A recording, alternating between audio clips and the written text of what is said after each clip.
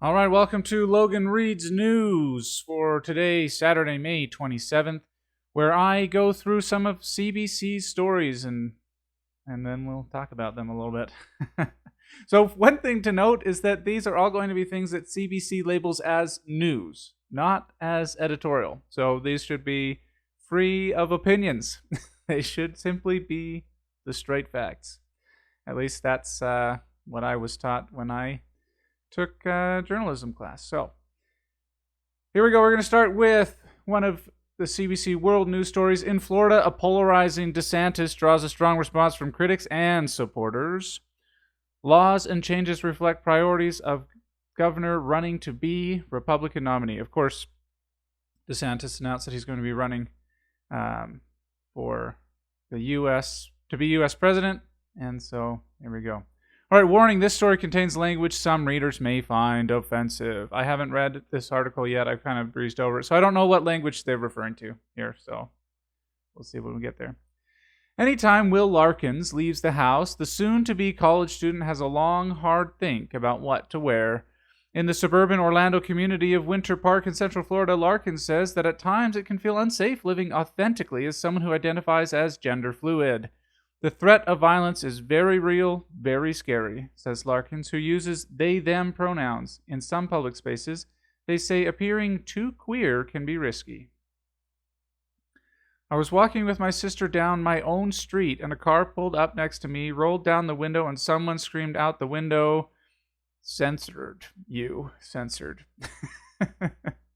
While being bullied is not new for Larkins, who is 18, they say the new anti-LGBTQ laws in the state have emboldened bigots. I'm not used to having the government back up my bullies. Life has become harder for Larkins under Florida Governor Ron DeSantis. He signed multiple laws restricting LGBTQ rights, banned educational programs on racism, ended access to abortion after the 6-week mark of pregnancy, and made it easier for people to carry guns. But DeSantis has also been credited with creating livelihood-saving pro-business policies, allowing the state to economically thrive during the pandemic.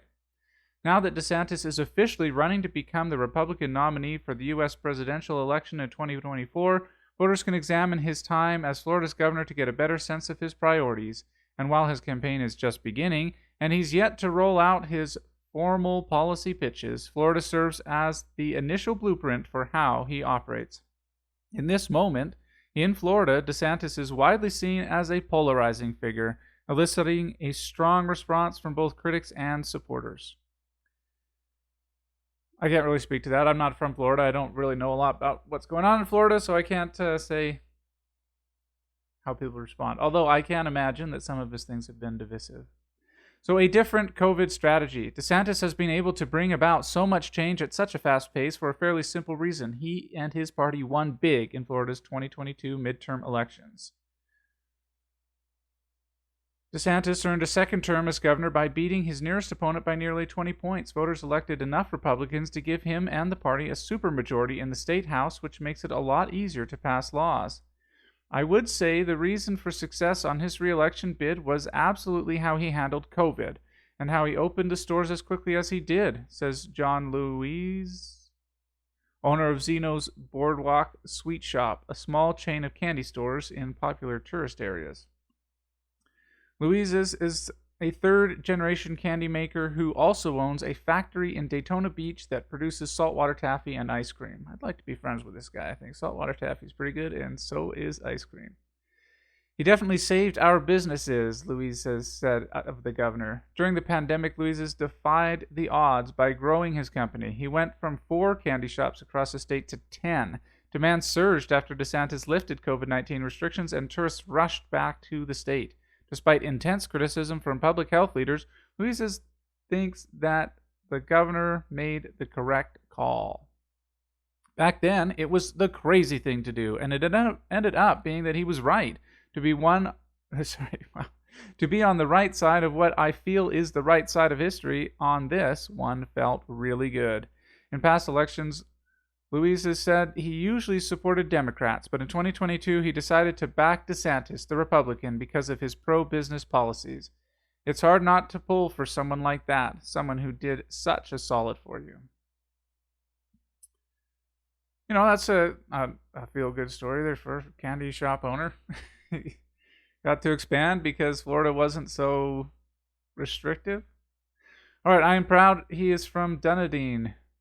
On the other side of the state, along the central Gulf Coast, there are more voters who feel the same way. Governor DeSantis is an individual who's been very successful at everything he's done, said John Tornga, the vice mayor of Dunedin.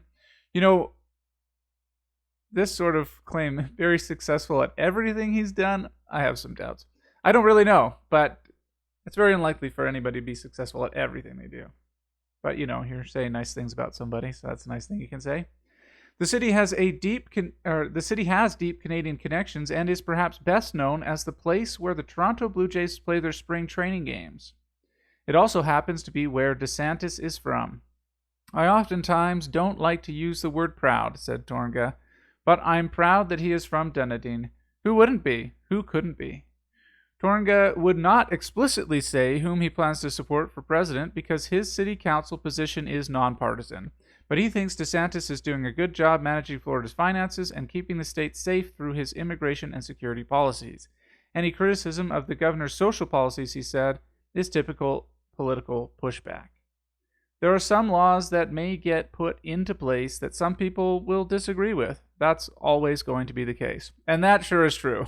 You can't implement any policy without some people disagreeing. It's hopeless. There's no chance. Fleeing the state.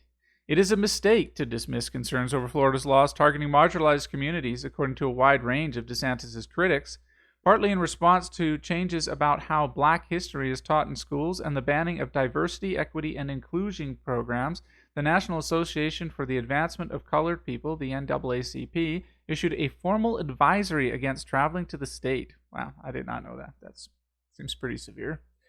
Florida is openly hostile toward African Americans, people of color, and LGBTQ+ individuals, the statement says, citing DeSantis' aggressive attempts to erase Black history and to restrict diversity, equity, and inclusion programs in Florida schools. Some members of the LGBTQ community say that they're ready to leave the state for good. DeSantis has passed a ban on gender-affirming health care for trans kids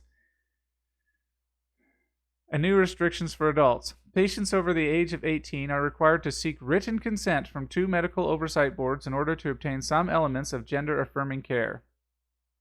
Of course, they're not going to explain what these elements of gender-affirming care are that are being restricted, because they probably don't want people to really be thinking about what parts of gender-affirming care they're okay with and which ones they think people probably should get consent from medical oversight boards. And gender-affirming health care for trans kids is something that I'm firmly against. So I'm happy with that. So I'm not going to try to pretend that I'm in favor of what they call gender-affirming health care for trans kids, which I think is often could be seen as something quite different. There's other words I could use that could probably get me in trouble here, so I won't use them, I suppose. He also signed a law allowing medical practitioners to refuse care on moral or religious grounds. New restrictions around bathroom use had made it easier to ban books with LGBTQ content. DeSantis also expanded what critics call the Don't Say Gay bill, which of course just the critics call it that because that's not really part of the bill, which eliminates lessons on gender identity and sexual orientation in all grades of public school. I could be mistaken, but I don't think that's accurate. That it completely eliminates lessons on those topics for all grades in public school. I'm not 100% up on the content of the bill, but my understanding was that it only completely eliminated that stuff for some of the lower grades, but I could be mistaken. I have plans to move as soon as I can, but it sucks because Florida is my home. I don't want to leave my family behind, but it's just not safe for someone like me, said Dylan Orange, a 20-year-old from Orlando who identifies as non-binary and uses they/them pronouns. CBC News spoke with Orange and their partner, Maddie Joseph, in front of the memorial at the Pulse nightclub in Orlando in 2016. A gunman shot and killed 49 people at the gay nightclub. It stands as one of the worst acts of violence against the LGBTQ community in U.S. history. I think it's funny how sometimes they're using LGBTQ and sometimes they're using LGBTQ+. So maybe they left the plus out because there's been worse acts of violence against, I don't know.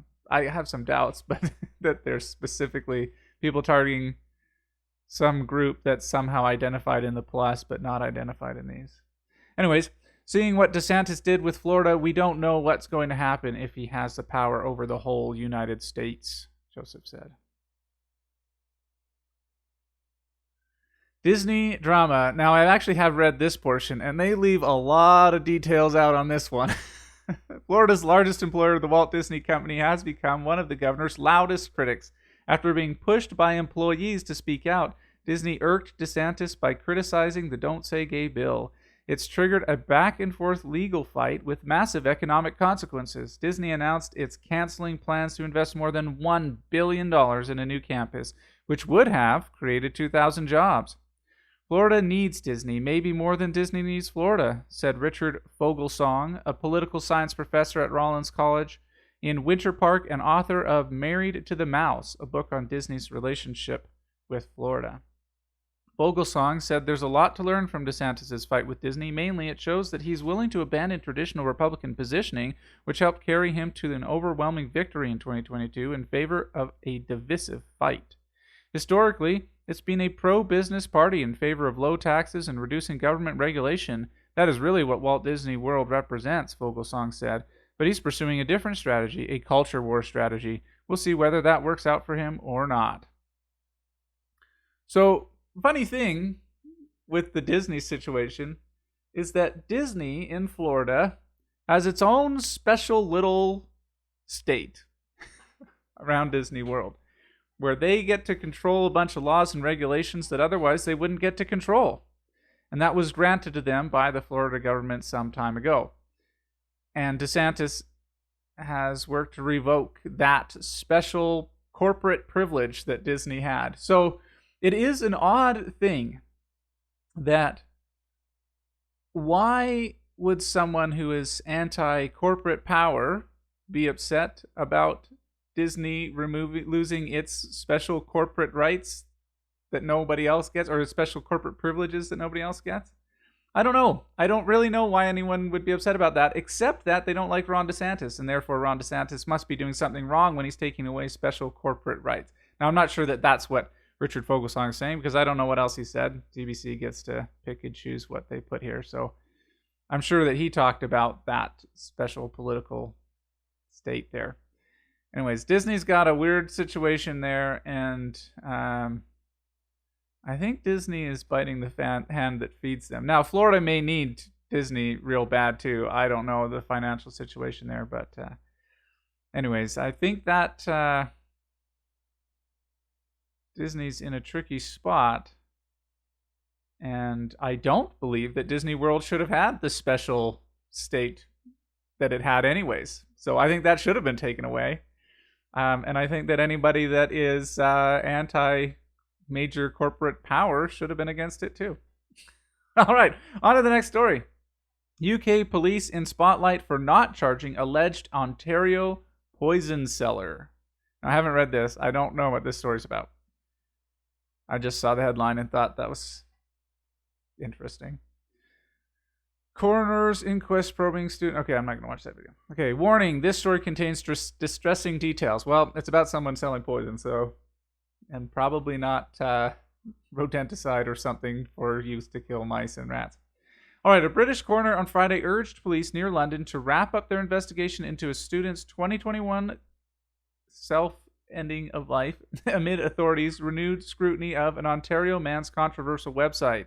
A detective in England's Surrey County last year reached out to Kenneth Law months before he was arrested at his Mississauga, Ontario home, but British police declined at the time to pursue charges against him.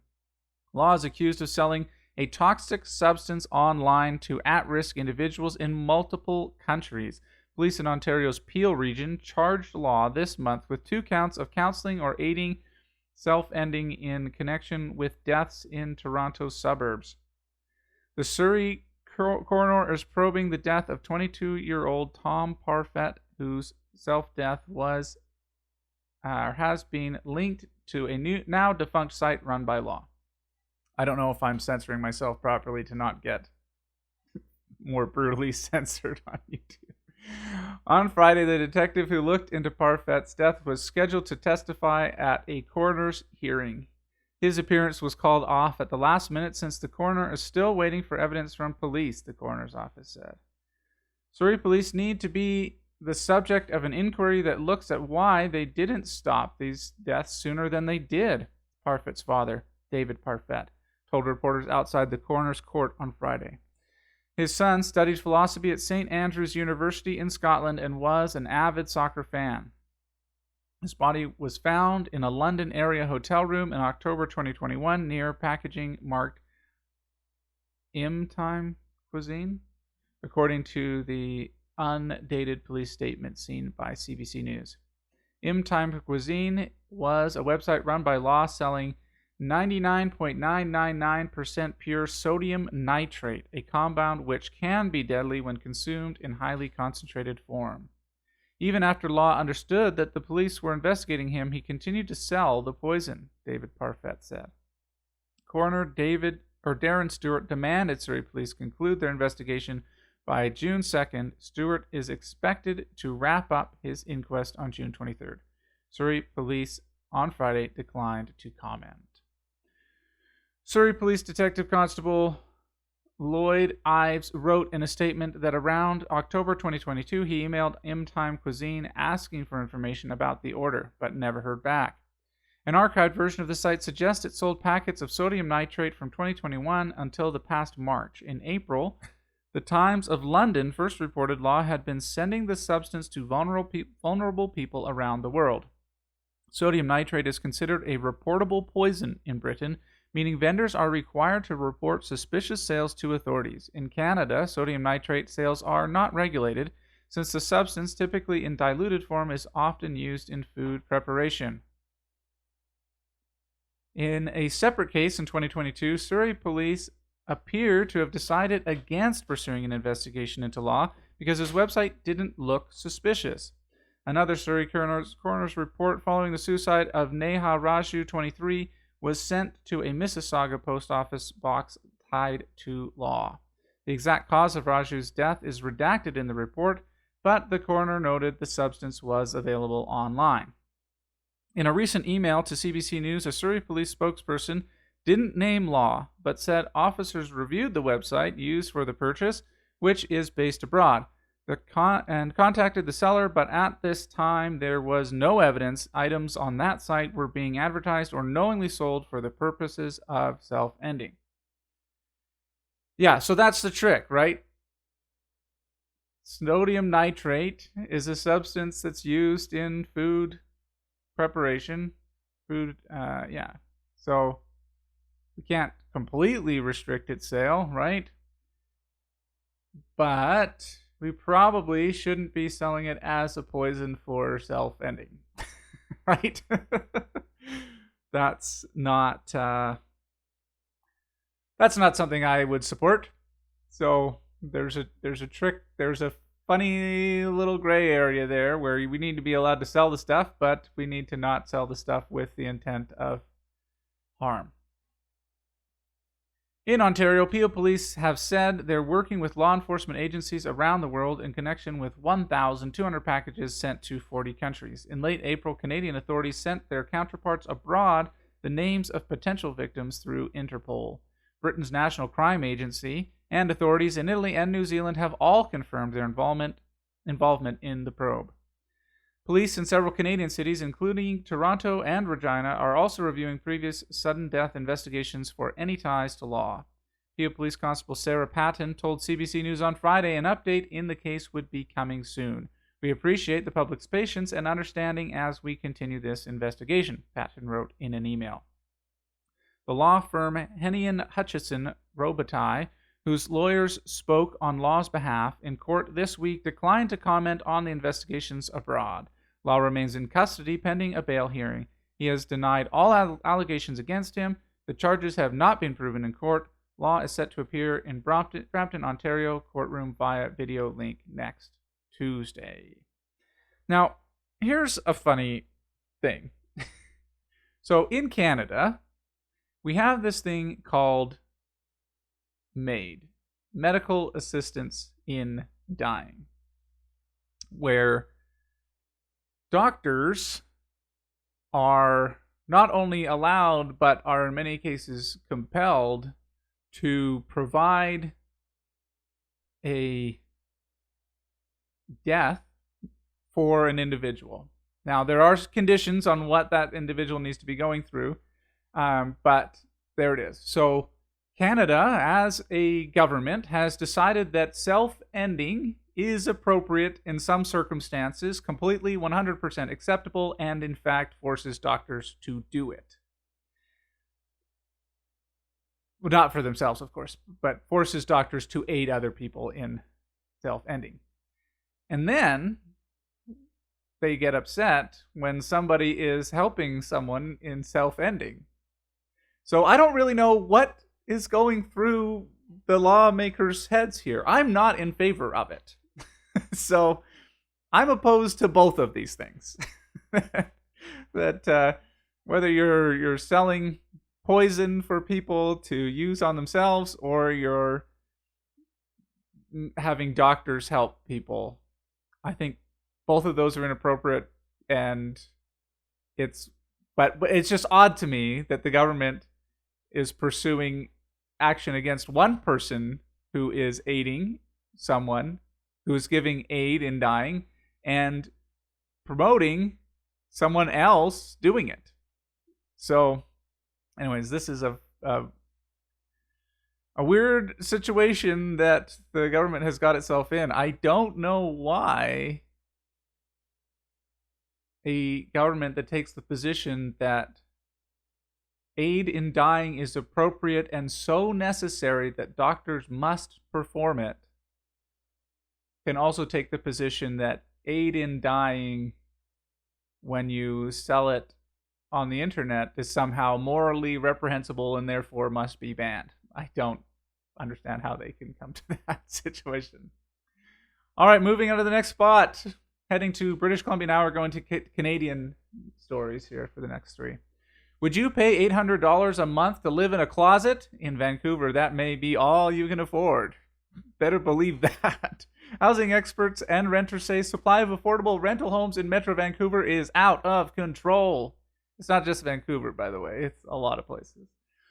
2-bedroom basement suites are going for $3,000 a month, a single bed in a room listed for $1,000 a month, and a windowless closets renting for $800. I have a hard time believing that that is even legal, but maybe it is.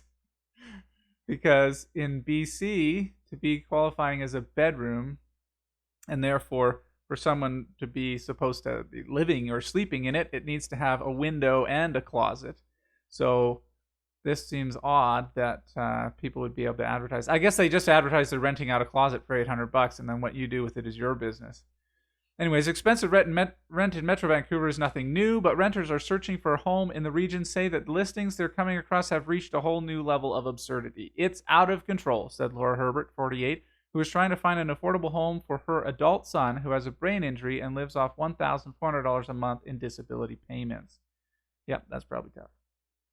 Herbert says the most egregious listings she has seen included beds in a living room separated by curtains, or multiple beds in a single bedroom with no partition at all. We're definitely in a housing crisis, she said. We're going to see more and more young people and families who are living in their vehicles. That's probably true. CBC News heard from several renters in Metro Vancouver with similar findings. One posting on Facebook Marketplace listed in a downtown Vancouver for $800 per month showed a single bed in a narrow, windowless room in an apartment shared with 3 other roommates. Another posting on Zillow showed a 500 square foot apartment in North Vancouver listed for $2,700 a month. That's a pretty small apartment for that kind of money.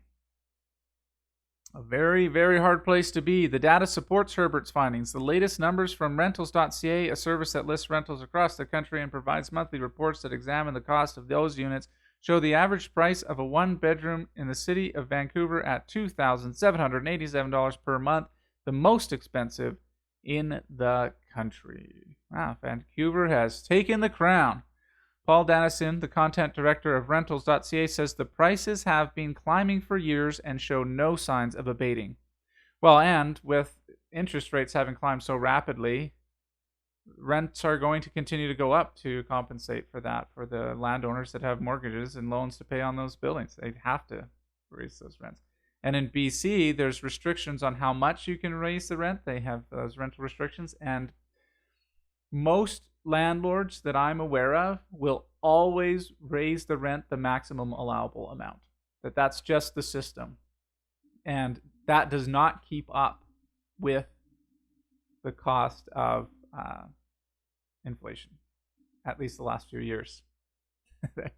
Yes, the amount that people can raise their rent does not follow the inflation cost. So, anyways, Vancouver is just a very, very hard place to be if you're in the rental market right now, he said. Other Metro Vancouver cities aren't looking much better, Dannison says. Burnaby has shot up Rental.ca's list with one bedrooms now averaging $2,330, and Surrey they average $1,930.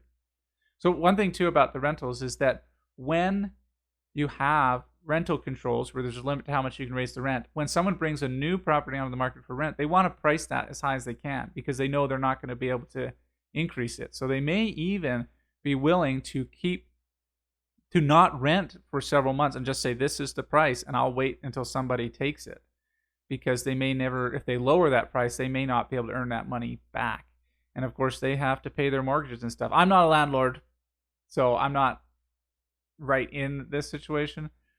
And but I also understand that there's a pressure. Like if you're going to be supplying something, and most landlords do not own the properties they're renting outright. They have mortgages on these properties, and so they have to pay the mortgage and they have to pay the interest on those mortgages. And when the interest rate goes up by, it's like 17 times now what it was a year ago, the prime rate, the Bank of Canada rate, that's going to increase all those mortgages significantly. So they have to get that money somewhere, and the only place to get it is out of their renters. Otherwise, they shut the sucker down, sell the property out from underneath the renter, and people don't like that either. All right, we need all hands on deck. Renters, landlords, and researchers agree that the root cause of the issue is a lack of new housing for renters. Penny Gerstein, co-director of the University of British Columbia's Housing Research Collaborative, says a shocking lack of direction from the government has led to a lack of purpose-built rental housing. It really is at a crisis level, Gerstein said. We need all hands on deck around this. The federal government did introduce policies to encourage developers to build more rental housing, Gerstein says, but they haven't gotten as much uptake as they had hoped. The latest report on Canadian Mortgage and Housing Corporation, a Crown corporation responsible for administering the National Housing Act, says in 2022 there was a record increase in the supply of purpose-built rentals, at 3,805 units added in the Metro Vancouver last year. But the report says demand far outstrips that supply, namely from increases in immigration, including international students, who are more likely to rent. The other factor CMHC includes is high interest rates making mortgage rates even more unaffordable and keeping people from moving toward home ownership. Yeah, that's for sure. BC has announced a number of recent initiatives to tackle the housing crunch, but even if they're effective, it will take time. Under its BC Builds program, the province has announced plans to use public land to deliver up to 10,000 homes over the next 10 to 15 years, with a focus on locations near major public transit hubs. In April, it announced it had entered into an agreement with Metro Vancouver to build 2,000 affordable homes over the next 10 years. The first phase of the plan calls for the creation of 660 new homes at 5 sites in Vancouver, Burnaby, Pitt Meadows, and Coquitlam. So, I absolutely agree that housing needs to continue to be built if we want people to have places to live and to be able to afford to live in them. There needs to be more housing in places like that. Because the population is growing. And if the population grows and you don't build houses, the prices go up. And that's just how it is. And you can't say that it's wrong, because that's just what happens. People have to live somewhere. And if there's not enough places for people to live, you have a simple supply and demand issue, and the prices go up, and that's how it is. Not to mention that in BC, they have pretty strong tenants' rights, which make it so that some people that might rent out, say their basement suite or something, don't, because they don't want to get a bad renter that they can't get out of their house. And they have lots of things in there. I don't think this law passed, but there's been talk in BC for a long time about making it so that you can't prohibit people from having pets who are renting from you. To me, that's just insane. Like, we want to restrict rental supply law. That's what we want to do. We want to reduce the amount of rentals in BC, so we're going to put this law in. Because if I had a rental, like a basement suite or something, and I wasn't allowed to say no to people with pets, I'd just be like, no, screw it. I don't want it. Because I don't want animals in my house. I have ended up with a dog. I don't want it. I never wanted it. But I ended up with it. Promises were broken, and I have a dog. So, anyways, I don't want that in my house. And I'm sure there's lots of people that don't want that in their house. And there's probably people who are okay with having pets in their own house that they're responsible for, but don't necessarily trust a stranger to be responsible for their animal and don't want to have to deal with that. And so, to me, when people talk about, oh, we have to have rentals that people aren't allowed to say no to pets, that's for sure going to reduce rental supply.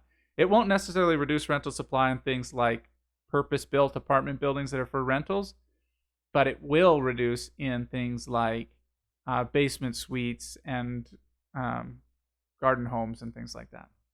Anyways, landlords not to blame, CEO. David Hutniak, the CEO of Landlord BC, says it's easy to blame landlords for high rental prices, but the reality is that many of them are facing their own financial difficulties. Hutniak points out that the turnover of rental units in Vancouver is currently 4.9%, meaning 95% of renters are paying rent controlled by the province's limitations on rate increases.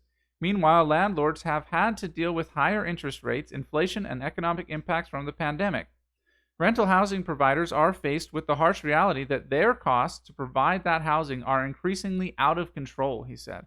Hutniak agrees that more rental housing supply needs to be created, while Metro Vancouver may have added 3,800 new purpose-built rental units. He says that same year, 27,000 people in the prime rental demographic of 20 to 34 years old moved into that region.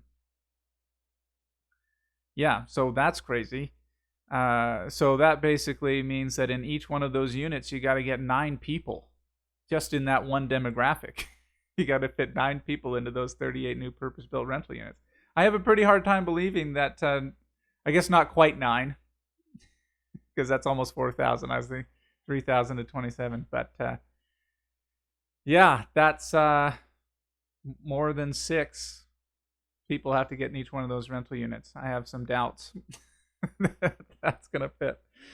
Yeah, I suspect there are some landlords out there that have like rental properties, not like in their home that they live in, but like a house or something that they rent out, that are underwater now, that their interest rates have increased so much. They were on a variable rate. Their interest rates have gone up so much that now they're paying more on their mortgage than they're collecting in rent. I would not be surprised at all if that has happened. And then they have to sell that property, right? Like, depending on how long they can take losses. So, anyways. Yeah, that's an issue for real. And one that it's a funny situation because the government has power to influence this stuff. They don't have complete control, but they do things that on one hand they're like, yeah, we want more rental properties. On the other hand, we're preventing those rental properties. So you have this NIMBY stuff, not in my backyard, of course, where municipalities go, nope, we're not building it here. It has to be built somewhere else. Yeah, I 100% agree. There needs to be rental property, but not here. And then also they do things. Now, I'm not trying to say that this program I'm about to say is a bad one. I'm just saying that it exists and it therefore reduces the amount of housing available. Is that they do the deferred property taxes to help elderly people stay in their homes when they don't have income. I'm not saying this is a bad program, but what happens is you have, and I used to, with the work that I used to do in BC, I would see this a lot, where you have like a 5-bedroom house with one person living in it. Now, this is the house they've lived in for 40, 60 years. So I'm not trying to say they need to get kicked out of their house. But the government is empowering this person to stay in their home significantly overhoused. And on the other hand, they're saying, we need more housing for people. It's like, okay, well, if you want more housing for people, you should probably try to structure the laws in a way that enables this house, which could probably fit 10 people comfortably, not in the hands of one person, right? Now, like I said, I have no problem with elderly people continuing to live in their own homes. I'm 100% for that. I don't have any issues with that. If they want to continue to live in their home, great. What I don't like is when the government says, we're trying to make it so that there's more places for people to live in appropriate houses. We're trying to make it so there's more rental properties available. Meanwhile, we're also going to effectively we are stopping collecting property taxes on a house so that someone can remain overhoused, right? That's an issue. You can't have both ways, right? And I don't think that that's really a huge impact on the housing issue in British Columbia. I don't know how big that impact is. I've never read any study or anything like that. But where I was working, I was in a service job, and I would go to people's homes all the time, and it was very frequent that there were single widows or widowers living in a house with many, many bedrooms, huge homes with just that one person. And that contributes to housing shortages. So, but like I say, I don't know that the government needs to do anything I don't think that, I absolutely 100% don't believe the government should do something to kick elderly people out of their homes. Absolutely not. That should not happen. But I also don't really think the government should be empowering that either. So, anyways, that might upset some people.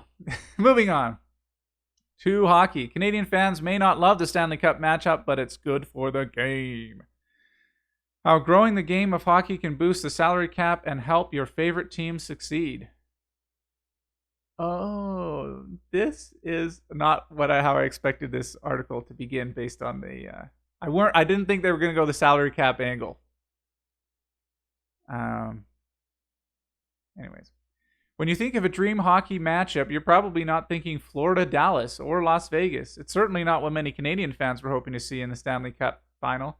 It's a safe bet that the broadcasters weren't hoping for this. I am 100% sure the broadcasters were not hoping for this. And I am the reason that I'm a casual hockey fan. I'm not a hardcore hockey fan. I root for the Canucks mostly. I have a number of backup teams, let's say. So Toronto is my Eastern Conference team. I also support Edmonton and the Phoenix Coyotes. Okay. I'll also, cheer for any Canadian team just for kicks. So once Toronto and Edmonton were out of the playoffs, I'm out. I don't even watch the highlights anymore. Right? It's over. The playoffs are over. As far as I'm concerned, they're over, and they've been over for, weeks. So the broadcasters don't want that. They want everyone to watch. And I don't know how many people there are like me, but I suspect millions. So that once their team is out or the few teams that they support are out, they just quit watching. And I bet that's pretty common. So, but there's also lots of people that continue to watch. They just watch playoffs because playoff hockey is generally pretty high quality hockey. All right, anyways. And yet, if it's being honest with itself, this may be precisely what the National Hockey League has been building toward. The NHL is probably sneaky happy, said Adam Seaborn, a sports media analyst and the head of partnerships at a company called Playmaker Capital. He says NHL Commissioner Gary Bettman has spent most of his tenure trying to build the game down south. He's finally getting his Southern Cup final, Seaborn said in an interview. This is the completion of Gary's 25-year vision of bringing hockey to the south of the U.S. Now, this article is going to completely 100% feed into the conspiracy theorist people, which, you know what, they might be right. I don't know. I don't really believe it myself, but it sure could be that the NHL puts their hand on the scale and tells referees to try to be soft on one team or the other, because they want certain teams to get through. Now, in this case, where Florida is just like blowing people out of the water, winning 4 straight, like, I don't think that the refs alone are in the position to make that kind of influence.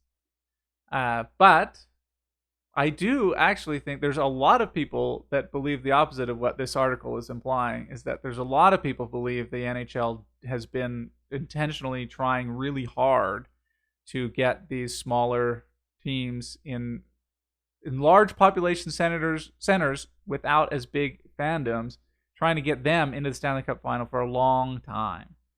That there are a lot of hockey fans that believe that the NHL puts their hand on the scale to try to get certain teams through. So I don't think the NHL is sneaky happy. I think the NHL is just straight up, openly, publicly happy. Right? This is what they wanted, and this is what millions of people believe they want, is these other teams that they want. That there's, like in Florida, there's a ton of people. And they want those people to know that they have a good hockey team there so that they'll watch. And in Toronto, people are going to watch. In Canada, where there's lots of hardcore hockey fans, they're just going to watch.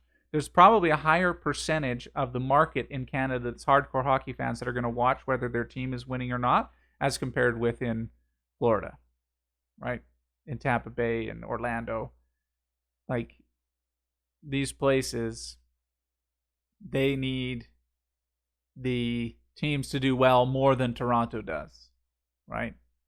Like, Vancouver has never won a Stanley Cup, and yet almost every game is sold out almost every year. You know, I mean, occasionally there's years where it doesn't happen, but these are where the hardcore people are. Anyways, this year's NHL playoffs began with a surge of hope surge in hope for Canadian fans. The possibility of the first all-Canadian final since 1989 was very real, if only briefly. The Edmonton Oilers looked prepared to storm through a crowded field in the West, and the Toronto Maple Leafs made it past the first round for the first time in 19 years. Audiences were enthusiastic, to say the least. Toronto's Game 6 victory against the Tampa Bay Lightning brought in an audience of 4.4 million. Edmonton's Round 1 series saw average minute audience, the estimated average number of people who listened during an average minute, rise by 14% from 2002. Then, disaster struck. Both Canadian teams were eliminated. Now the Florida Panthers have secured a spot in the final. The Dallas Stars and the Vegas Golden Knights are battling for the Western Conference title. None of them are quite what you would call a ratings bonanza. These are 4 Sunbelt teams that are not the biggest TV draws, said an understated John Lewis, who runs the American sports business website Sports Media Watch. He says, if the NHL was merely chasing ratings, it would have preferred a matchup involving juggernauts like the Boston Bruins or the New York Rangers. But the NHL is chasing more than just ratings here. Sure, existing fans would have gone wild to see the Oilers in the final, or any of the big teams, but how many more new fans can the NHL squeeze out of saturated markets like Toronto or Boston? Bettman has spent years betting he can grow the game in areas that aren't traditional markets, as franchises like Florida and Las Vegas push their way into the highest echelons of the game. New fans are born, new traditions are built.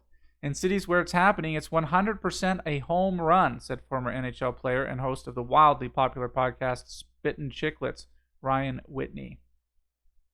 At the same time, Whitney says the expansion into the American South has not been without failure. Yes, and now they're going to go right into the team I was talking about earlier.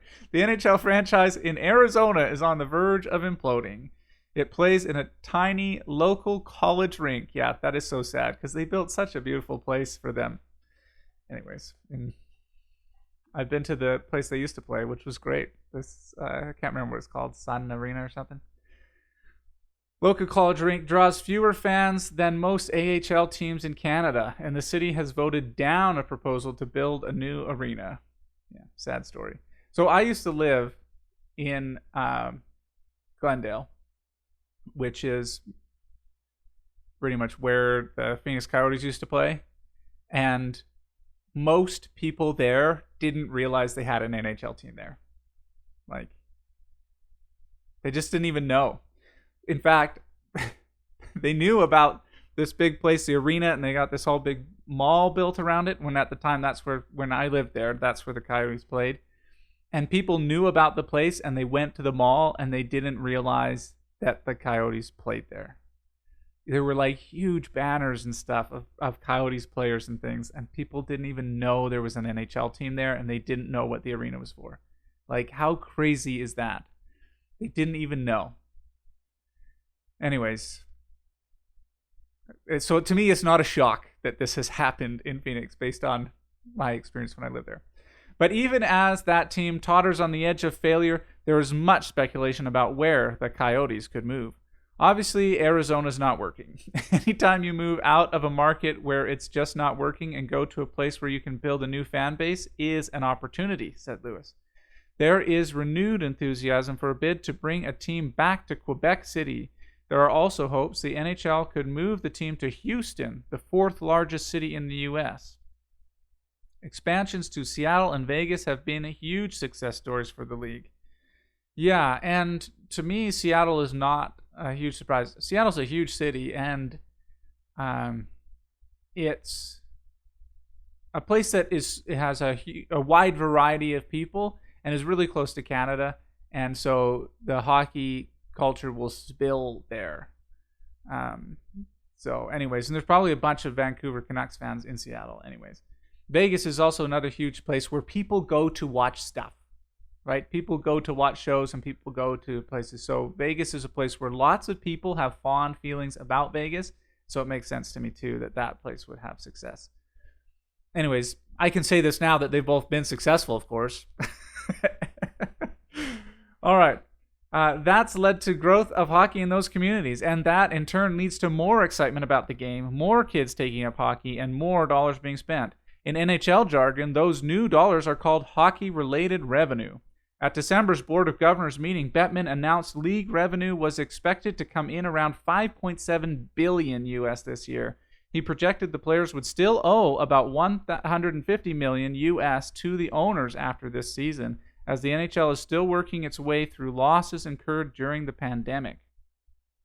We're just going to watch it, said Bettman in December. Clearly, it appears that if we don't finish paying off the escrow this year, after next year, it should be all gone and there shouldn't be any issue about that. But the debt is now very nearly paid off. A new broadcast deal in the United States is certainly helping. In 2021, ESPN agreed to pay $400 million US a year to air hockey games. Oh, sorry, I read that. To air hockey games. I don't know why I read that as to pay $400 million US for air hockey games. Can you imagine a broadcaster paying that kind of money to be able to broadcast air hockey? I like air hockey, but not that much. A separate deal with Warner Turner Sports brings in another $250 million US a year.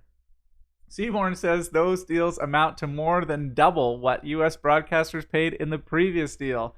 That's hockey-related revenue that goes into everybody's pockets. That increases the salary cap, he said. As the salary cap increases, teams can spend more money on stars or bring in more players to round out their lineup. So even while Canadian fans may not be particularly enthusiastic about the prospects of Sunbelt Stanley Cup, bringing in more fans and growing the game, there may be precisely what teams here need to get the salary cap higher, so they can spend more and finally go on a deep playoff run. So, yeah, the salary cap. This justification of trying to get the salary cap to rise goes exactly 100% against the messaging of what the salary cap, the whole point of the salary cap in the first place. So the salary cap was to make it so that teams in strong markets couldn't buy all the big stars, so that the NHL as a whole would become more fair, to make it so things like the Montreal Canadiens don't go on a streak and win like 8 out of 10 Stanley Cups in a 10-year period. So they're trying to prevent that kind of stuff with the salary cap. But then if you're saying, well, if we keep increasing the salary cap, then you'll be able to buy the stars. The implication of that, for that to actually work, what has to happen is those smaller market teams have to not have the money to be able to pay out their whole salary cap. If everyone is still paying out the whole salary cap every year, then it doesn't do anything to balancing the game. So it keeps the game balanced. If every team is paying the whole salary cap every single year, it will keep the game balanced, which is the whole point of the salary cap. But if the salary cap gets high enough that some teams can afford to pay the whole thing and other teams can't, then suddenly the salary cap isn't working anymore. And then those teams will be able to buy all the big players. So Toronto Maple Leafs, Montreal Canadiens, they will be able to buy. If the salary cap is too high for most teams to be able to pay, they'll be able to get powerhouse teams there.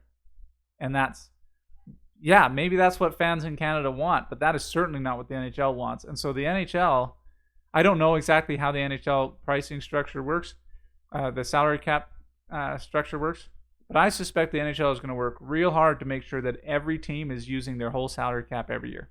I'm not someone who pays a lot of attention to salary cap and what the salaries of players are and all that kind of stuff. So I don't know. Maybe there's already teams that aren't using their whole salary cap.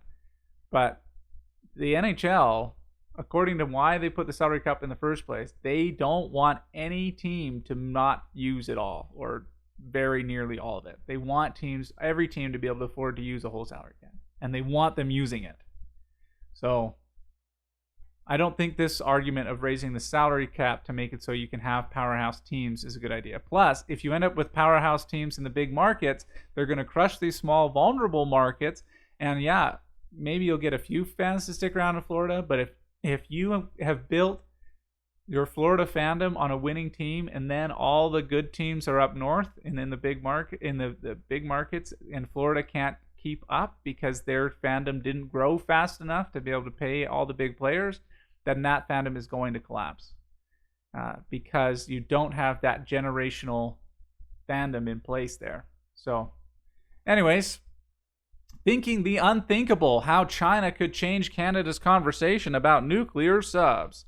If the cold conflict in China heats up, experts say Canada's surface ships will be vulnerable. Yes. Surface ships are vulnerable because they're on the surface and you can find them. Almost a decade ago, a military conflict between the United States and its allies on one side and China on the other was described by major foreign policy and defense observers as the unthinkable war. Yeah, it would be bad. Lately, it's become clear that those same experts are now thinking through the unthinkable. After the recent G7 summit in Hiroshima, Japan, Beijing summoned Japan's ambassador to China to complain about what it called the anti-China tone of the summit. I'm not surprised there was an anti-China tone. Later, the Chinese government publicly berated Great Britain. All right. I haven't been following G7 at all, so I don't know what all this stuff is happening about. But, there's a lot of stuff that China does that us here in the Western world don't like. So I'm not shocked that there'd be an anti-China tone. And I don't know what Japan-China relationships are like right now, but I know that relationship has often been not great. So anyways, on the second day of the G7 meeting, the assembled leaders issued a joint communique that singled out China's actions on a range of foreign policy flashpoints, everything from the status of Taiwan and nuclear arms to economic coercion and human rights abuses. It underscored the simmering tensions between Beijing and the world's leading democratic economies. The idea that these tensions could escalate into open conflict has people in the security, foreign policy, and defense worlds imagining how such a conflict might play out and what Canada could and could not do in such a circumstance. I often think about this, and it's an absolute worst-case scenario, and we don't want to go there, said Vincent Rigby, a former national security and intelligence advisor to Prime Minister Justin Trudeau. It is within the context of these frightening scenarios that the debate over Australia's acquisition of nuclear submarines and whether Canada should be upgrading its own fleet is playing out. This is not a conversation Canada is happy to engage in, said Rigby. But we have to have it now, given some of the potential scenarios playing out. One of Rigby's absolute worst-case scenarios involves Chinese President Xi Jinping's pledge to reunite the mainland with Taiwan by force if necessary. Yeah. The California-based Rand Corporation warned 8 years ago in major study that China was developing a sophisticated new defense network known in military circles as the Anti-Access and Aerial Denial A2AD system. It links together a series of sensors, anti-ship and anti-aircraft missiles with ground defenses and long-range missiles. The purpose of the network is to prevent a foreign power from entering a region by land, sea, or air. China's A2AD is concentrated around Taiwan and the South China Sea, according to U.S.-based Missile Defense Advocacy Alliance, MDAA, a nonpartisan group that conducts research and public education on missile defense technology. Public education on missile defense technology? Where's this? I gotta get in on that. I'd like to know more about missile defense technology. Not that I can do anything about it, but I had no idea that there was something that focused on public education on missile defense technology. Anyways, a threat to Canada's warships.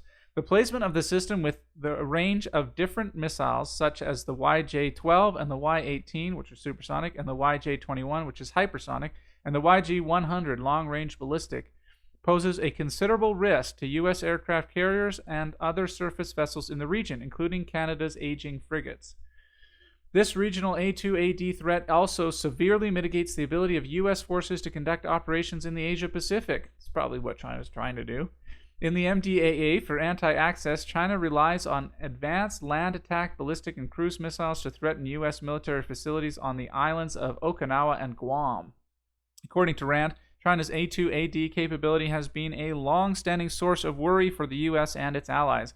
Along with measures to prevent crises from becoming violent and violence from becoming severe, the United States should try to reduce the effect of Chinese A2AD in the coming years, said the Rand Corporation report released in July 2016, one of the most authoritative and detailed examinations of a potential war with China. Work at Rand and elsewhere increasingly stresses the needs to invest in more survivable force platforms, submarines, and in counter A2AD. Rigby said that for allies looking to operate in the Western Pacific, submarines are indispensable. I think any serious military power is going to want to have capabilities across their land forces, their maritime forces, their air forces, special operations forces, he said.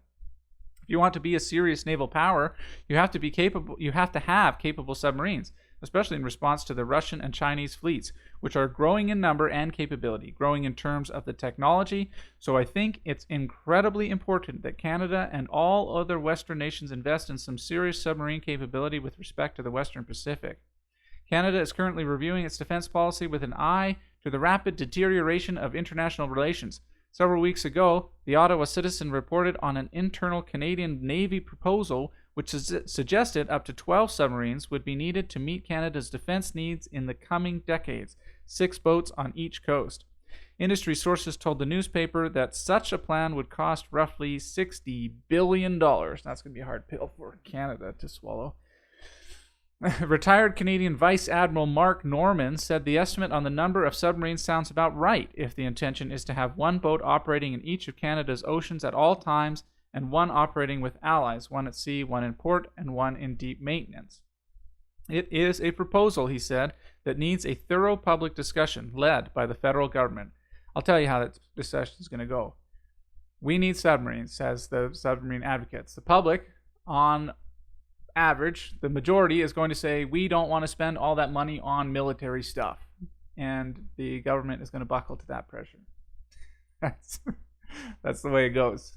We here in Canada don't want to pay. We rely on our little friendly neighbor to the south to have the huge military and hope that our association with them is enough. I think if Canada is really serious about why submarines are an essential part of their military capability toolbox, they need to have a conversation about what's the right type of submarine, said Norman. Yeah, well, that's true, but you know what? The Canadian public has no idea about submarines, so they can't be involved in that conversation. I don't know what kind of submarine we should have. Ones that are good. Ones that can go underwater. Yeah, so the people that need to have that conversation are the people that know stuff about submarines and know stuff about So people who know about what submarines can do and people that know about what we need submarines to be able to do. Those people need to have that conversation. All right, park the political rhetoric. That's never going to happen. He argued the conversation should not be limited and should look at whether it makes sense to follow Australia's lead and acquire nuclear boats. They need to park the emotion, and they need to park the political rhetoric associated with the allergy that we have had in this country historically about this conversation, Norman said. Canada has tried twice to have a conversation about nuclear-powered submarines, and it has been an abysmal failure both times. I 100% believe that.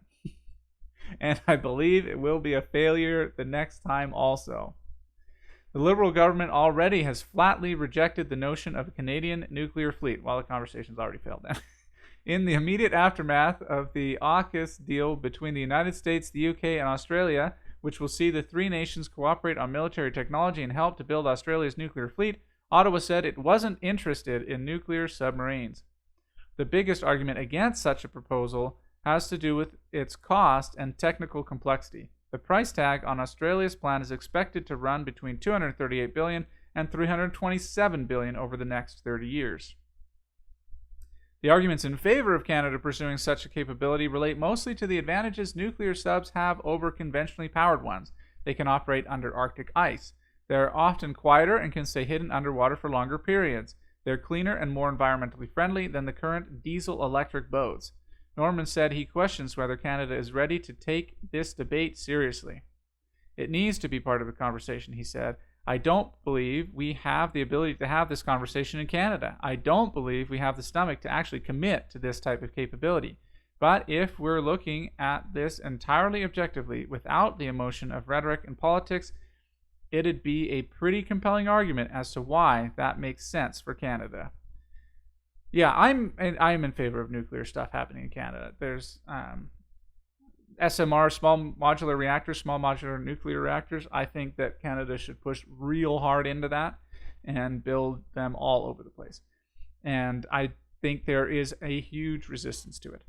But I think that's what we should do. I also believe nuclear power for submarines is a good idea too.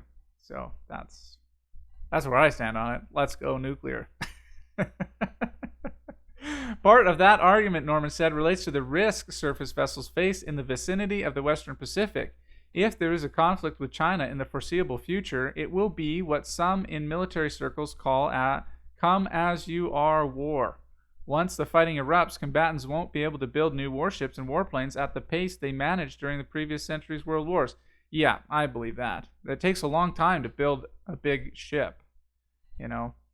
When World War II happened, they didn't build a bunch of new battleships. They had battleships already. It wasn't like, oh yeah, the war started and now that we're in the conflict, let's start building battleships. That's not how it went down, guys. The question that Allied military commanders are asking themselves already is how much risk they're prepared to endure by exposing surface ships to China's A2AD system. It's a particularly pressing question for Canada, given the age of the Navy's frigates.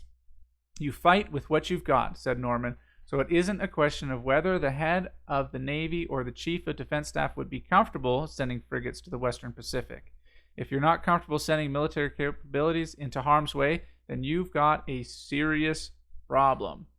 Yeah, and Canada has a serious military issue, but I suspect that's a common around the world. I don't know a lot about other nations' military spending, but Canada's aging military hardware has been a point of conversation my entire life, okay? And I'm 35 years old. So that means that over the last 35 years, that military capability has continued to age, and there's not a lot of new Navy shipbuilding going on.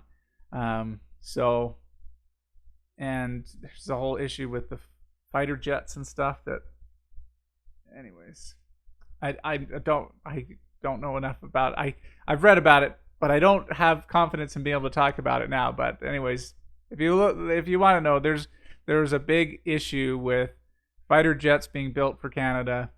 The previous Conservative government had signed a deal to do it. The Liberal government said, no way, heck no. And now eventually they've come around and said, yeah, we'll get these exact same jets that our whole platform was opposed to when we got elected. When they defeated the previous conservative government. Anyways, there you go. Those are 5 stories I thought were interesting on CBC this week. And thank you very much for coming and listening to Logan Reads News. Have a lovely day. Bye for now.